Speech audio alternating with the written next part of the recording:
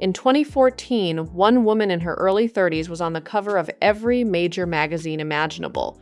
She wore black turtlenecks reminiscent of Steve Jobs, spoke in a mysteriously deep voice that commanded attention, and claimed to have invented technology that would transform medicine forever. Her company, Theranos, was valued at $9 billion, making her the wealthiest self-made female billionaire in the United States.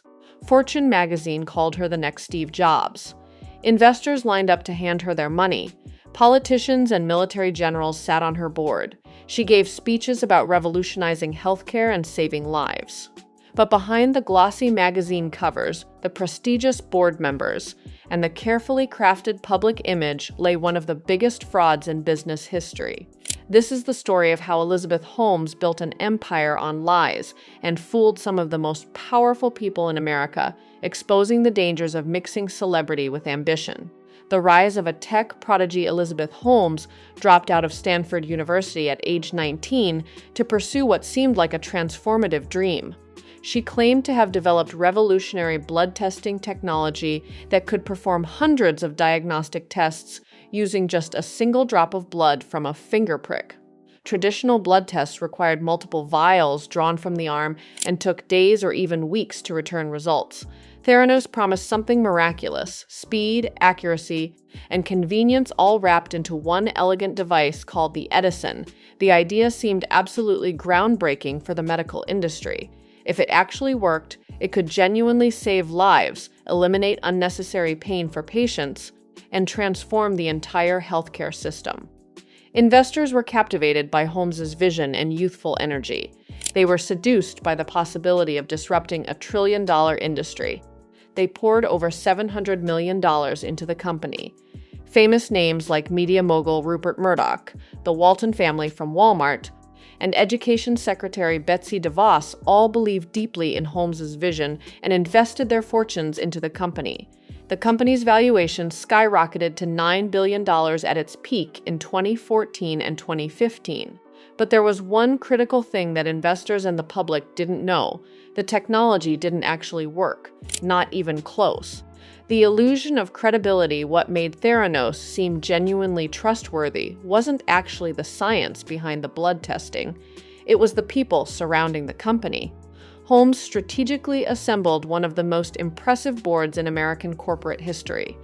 She recruited former Secretary of State George Shultz, another former Secretary of State Henry Kissinger, and former Secretary of Defense William Perry. Retired Marine General James Mattis, who would later serve as Defense Secretary, also sat on the board. There were also former U.S. senators, the former director of the Centers for Disease Control, and retired Navy admirals. These accomplished individuals weren't startup experts or biotechnology specialists. Most had little to no knowledge of blood testing science or even how medical devices actually work, but they possessed something infinitely more valuable to potential investors: unquestionable credibility and prestige. When powerful historical figures like Kissinger and Shultz publicly endorsed a company, people automatically assumed it must be legitimate. The board members essentially lent their hard-earned reputations to Holmes, and she weaponized that prestige as a powerful shield against scrutiny and difficult questions. Holmes also meticulously cultivated a carefully crafted personal image designed to inspire confidence. She dressed like Steve Jobs in signature black turtlenecks, speaking with an unnaturally deep voice that commanded respect and attention. She appeared on magazine covers including Fortune, Vanity Fair, Glamour, and Inc., giving interviews about her bold vision to revolutionize medicine and healthcare delivery. She became the face of disruption in Silicon Valley, the symbol of young innovation disrupting old industries. Investors didn't ask difficult technical questions. They were dazzled and captivated by the narrative of a brilliant young female entrepreneur heroically changing the world for the better. The culture of deception inside the walls of Theranos headquarters in Palo Alto, a very different and dark reality existed from the public narrative. Employees who actually worked in the laboratory discovered serious, fundamental problems with the Edison device almost immediately upon testing it. The machine couldn't perform the majority of the blood tests that Theranos publicly claimed it could do. The results that it did produce were often inaccurate and unreliable, sometimes dangerously so. When technicians and lab workers reported these critical failures to management, company leadership didn't attempt to fix or solve the underlying problems. Instead, they systematically buried the evidence and covered it up. Theranos began a disturbing practice of filtering out all incorrect and failed test data, only reporting the positive results to investors and partners. When government inspectors and auditors visited the facilities, they were deliberately prevented from accessing the actual laboratories where the Edison machines were supposedly operating. The reason was shocking. Theranos was secretly using traditional blood testing equipment from established third-party manufacturers to actually process and analyze the blood samples. The Edison was essentially an expensive, non-functional prop designed to fool the world. Employees who dared to raise concerns or voiced their doubts about the technology faced brutal and swift consequences. Those who questioned the Edison's reliability were systematically marginalized, pressured to stay silent, or fired entirely.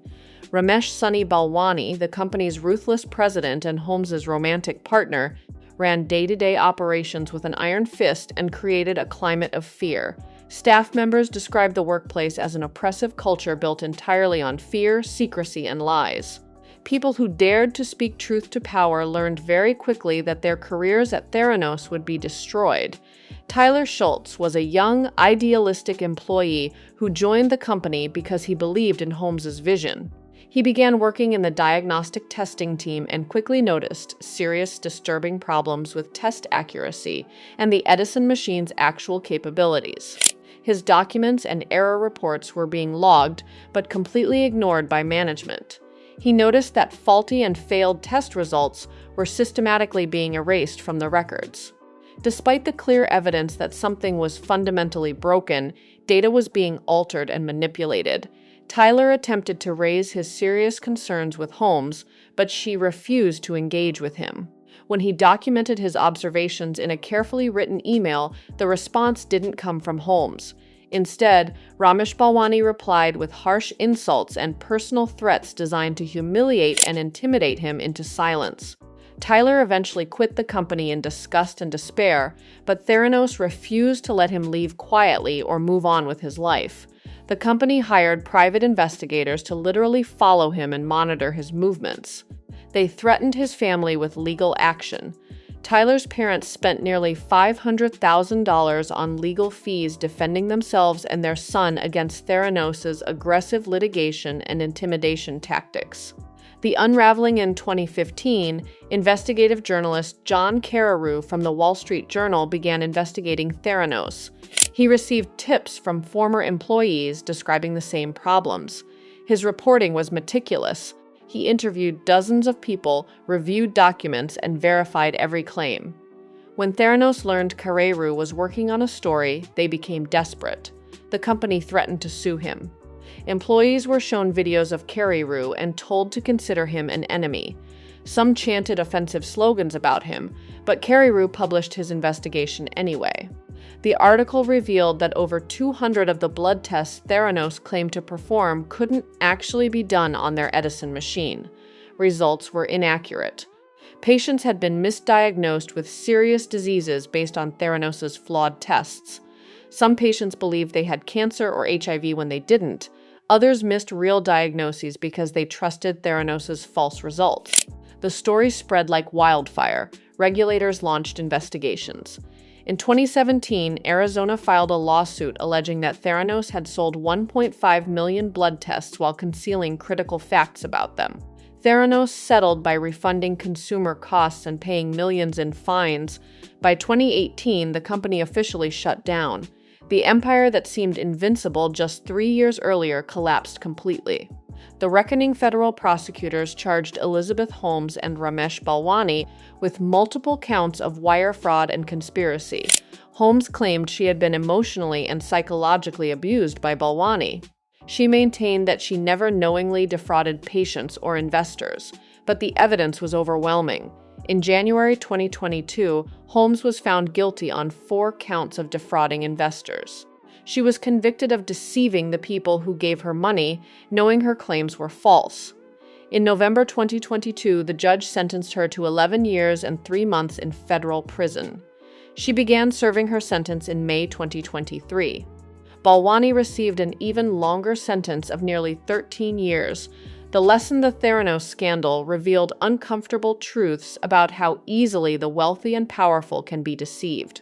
Prestigious board members didn't ask hard questions. Investors were dazzled by celebrity and vision without demanding proof. A charismatic founder with a compelling story was enough to raise billions of dollars. Today, Theranos serves as a cautionary tale. It shows that a perfect exterior can hide rotting corruption. It demonstrates that celebrity status isn't evidence of competence. Most importantly, it proves that when people raise concerns about fraud, they should be listened to rather than silenced. Elizabeth Holmes built an empire on lies. She fooled investors, board members, and the media. But she couldn't fool the scientists and engineers who actually worked on her technology. The truth eventually emerged, and justice followed. The perfect lie, no matter how carefully constructed, never lasts forever.